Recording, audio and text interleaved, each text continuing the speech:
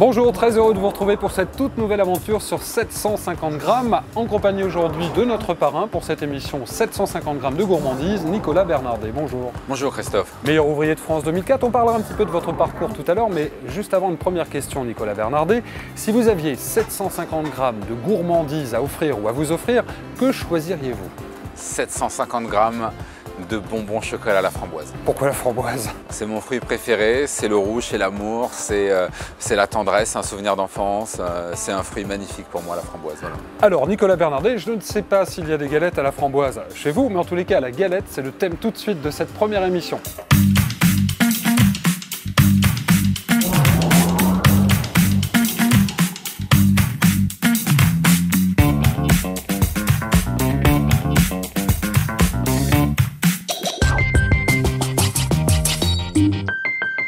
Alors je vous présente quand même notre invité aujourd'hui, Nicolas Bernardet, meilleur ouvrier de France 2004. Vous êtes installé ici à la Garenne-Colombes, mais quel a été votre parcours avant d'arriver ici? D'Aloyau, en alternance avec l'école Grégoire Ferrandi. Je suis parti à l'armée, il y a eu Omar Bongo en Afrique. Donc c'était une très bonne expérience. Des restaurants étoilés Michelin, 2 macarons Michelin au Prieuré. Il y a eu le ministère des Affaires étrangères. Il y a eu un meilleur ouvrier de France, boulanger à Rajalu à Joinville-le-Pont. Il y a eu les entremets de France avec Serge Breda. J'ai terminé à l'école Le Cordon Bleu à Paris. Le 29 novembre 2011, vous vous installez ici, place de la Liberté à la Garenne-Colombes, c'est juste en face de l'église. Hein. Autour du marché, un endroit fort sympathique. Et la Garenne-Colombes nous a accueillis avec beaucoup d'enthousiasme et je remercie encore la mairie. Avant de découvrir la galette et d'être peut-être roi, il faut la fabriquer cette galette, Nicolas Bernardet, avec un bon feuilletage. Alors expliquez-nous un petit peu comment vous allez réaliser la forme de cette galette et le feuilletage. On a enfermé le beurre et la pâte et ensuite on l'a allongé, on lui a donné des pliages. On va donc mettre un tout petit peu de farine dessus-dessous et on va passer au laminoir. Là c'est pour tout simplement l'allonger, pâte. Donc on va la descendre jusqu'à 2,5 mm. Il faut gentiment caresser pour enlever l'excédent de farine. Alors là, un moment très important évidemment, puisqu'on va définir le diamètre de la galette. Là, on va travailler sur du 6 personnes, du 22 cm. Très bien. Là, il faut commencer en bas pour pouvoir faire un tour complet. Si vous commencez en haut, vous allez être bloqué ici. Il faudra le faire en 2 fois. Donc pour gagner en gestuelle, on découpe comme ceci en commençant par le bas. Vous faites un tour complet, sans lâcher le couteau. Il faut bien sûr avoir un couteau avec une petite pointe. Là c'est une étape très importante quand on les retourne. Il faut vraiment les tenir délicatement à la main pour ne pas les abîmer et vous les posez délicatement. Ça c'est comme des enfants. Et on en met 2 l'une sur l'autre. On en met 2 l'une sur l'autre qui ont été retournées. Comme ça vous avez le couvercle et la base. On les retourne pourquoi? C'est parce que ensuite là on va les garnir de crème d'amande, on va les presser et après on va les retourner à nouveau. Donc on va se retrouver à l'endroit. Alors chez Nicolas Bernardet, on garde bien évidemment la tradition de la vraie galette des rois à la crème d'amande. Il n'y a pas de crème pâtissière dedans.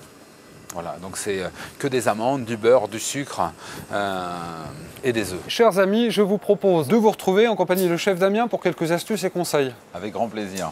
Eh bien allons-y.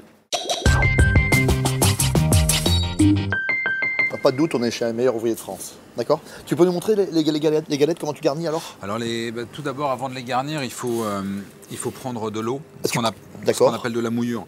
Donc là, on passe légèrement de l'eau sur sa surface. S'il y a trop d'eau, ça glisse. S'il n'y a pas assez d'eau, ça colle pas. Et pourquoi tu mets pas de la dorure? Parce que la dorure, elle sert pour faire briller, mais elle sert pas pour coller. D'accord. Et on collera beaucoup moins bien avec de la dorure que de coller avec de l'eau. D'accord, ok. Voilà. Bon, allez, on les garnit? On les garnit. Alors, on prend une poche garnie de crème d'amande. On commence par le centre. La bonne quantité, c'est ça qui est difficile, c'est que si on n'en met pas assez, c'est pas bon. Si on en met trop, c'est pas bon et écœurant. Donc il faut arriver à trouver son juste milieu. Toi, tu mets à peu près 1 centimètre là. Un bon centimètre. Un bon centimètre. Ensuite, eh bien, il faut poser délicatement la fève à l'intérieur. Il faut vraiment chasser l'air. Ouais. S'il y a trop d'air à l'intérieur, ça va pas.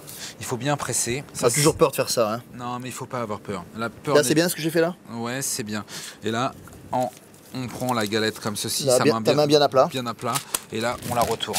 Et on y va, on n'est pas peur. Il ne faut pas avoir peur. D'accord. Et maintenant, donc, on va faire un chiquetage, on va dire marguerite. Alors, marguerite, ça fait très fleur. Hein. Oui, ça fait très fleur, mais c'est sympa à la sortie du four, ça donne un bel effet. Il y a une autre technique, c'est ce qu'on appelle le chiquetage un petit peu classique. Vous travaillez avec voilà, on est en biais. Légèrement en biais. Et là, vous allez voir, il y a vraiment une séquence importante. C'est comment bien dorer une galette. Toi, tu fais un mélange, c'est ça, hein, d'œufs entiers et de jaune d'œuf. On fait un mélange œuf et jaune d'œuf. Un œuf, un jaune, un œuf, un jaune, un œuf, un jaune. D'accord. Et tu mets jamais de sel dessus? Non, on met pas de sel. Elles ont passé au moins 2 bonnes heures au frigo. Et là, on va remettre un petit peu de dorure dessus. Tu les dores 2 fois. Elles sont dorées 2 fois. Voilà. Vous avez compris, vous dorez une première fois, repos, et vous les redorez une deuxième fois. C'est des couches successives, il faut attendre. Après, il faut que ça sèche. C'est ça, exactement. Voilà, une vraie laque. Hein. Une vraie laque. On va faire le rayage dit traditionnel. Alors, là, tu es la pointe du couteau. On ne fait pas du tout ça avec le dos du couteau. Hein. Non, avec la pointe du couteau, et nous, on travaille avec le côté tranchant du couteau. Le côté tranchant, vous voyez, parce qu'en fait, il va rayer à peine la galette pour qu'elle souffle légèrement. Là, c'est chirurgical, c'est un coup de scalpel, quoi. Donc, si vous êtes un artiste, vous faites ça. Ensuite, il ne faut pas oublier de piquer. Jamais le centre. Jamais le centre. Jamais le centre. Si tu donnes un coup au centre, ça va s'ouvrir. D'accord. Le deuxième rayage. Départ de gâteau. Départ de gâteau. Et là, on va faire des feuilles. Vous avez vu là, vraiment, il raye hein, sur pratiquement 1 millimètre. Hein. Donc la dernière, on va se servir d'une fourchette. Et la fourchette, on a plié comme ça pour récupérer avec les deux dents intérieures. D'accord, d'accord. Magnifique. On va pouvoir les cuire alors. Alors, secret de cuisson. Donc préférez vraiment les cuissons douces, on démarre à 180, on descend à 160 et Nicolas Secret descend à 140 après pour vraiment avoir quelque chose de... On finit de cuire à 140. Donc il faut compter pratiquement... entre 1h10 et 1h30 de cuisson. Pour une galette comme ça? Oui. Merci beaucoup. Bah, avec grand plaisir. Chers amis, il est temps de sortir la galette. Donc voici les galettes. Et en plus, ça sent très très bon. Hein. Ça, c'est du producteur au consommateur directement. Alors, c'est ce qu'on appelle glacer les galettes hein, maintenant, hein, c'est ça? On récupère le sirop qui ont servi à confire les marrons glacés.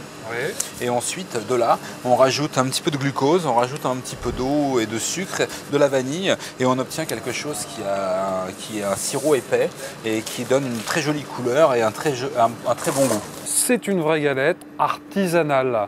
Artisanal, c'est vraiment fait dans la plus pure tradition. Dans la plus pure tradition des galettes des rois. Bien, alors Nicolas Bernardet, attention, ça n'est pas terminé parce que tout de suite on va descendre dans votre boutique et vous allez retrouver Louise qui est allée acheter 5 galettes chez les grands pâtissiers et vous allez pouvoir en parler. Donc Louise de Red Pâtisserie qui vient oui, c'est ça, oui, vous allez être formidable, on va déguster les galettes ensemble. Voilà, c'est parti.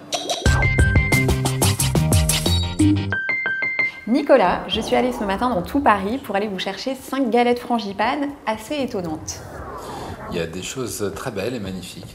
Exactement, donc on va commencer par celle-ci qui vient d'un très grand hôtel, qui est un mélange en fait de frangipane classique avec une brioche feuilletée sur le dessus. On a l'impression d'un Queen Amman ou d'Arlette. Celle-ci en fait est une galette à l'azuki et à la pâte de sésame noire qui vient d'un excellent boulanger parisien. Celle-ci vient d'un autre hôtel parisien, donc nous avons pomme caramélisée au calva, une galette pistache griotte et puis une galette frangipane nature. Chacun choisit sa galette dans la grosse galette.